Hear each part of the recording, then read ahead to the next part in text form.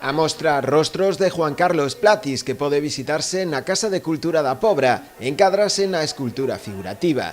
Nela recóllense varias figuras de cabezudos e tamén bustos de persoeiros ilustres da nosa cultura, como son Castelao, Rosalía de Castro ou Valle Inclán, entre outros. O feito de facer esta exposición é un pouco un desexo de aportar dentro do tema, por exemplo, dos cabezudos, desta figuración, destos bustos, aportar algo e un pouco crecer eu como artista, xa que notaba dentro de min unha necesidade de abordar outro tipo de terreos, non?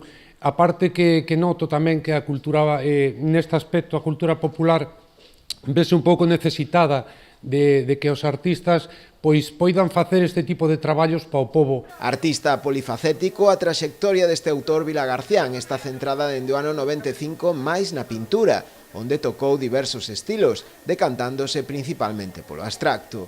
Durante este tempo combinou tamén con diversos traballos en escultura, en caricatura e mesmo no retrato, algo que evidencia a súa versatilidade como artista. A exposición na Casa de Cultura Pobrense estará aberta ao público durante todo este mes de agosto.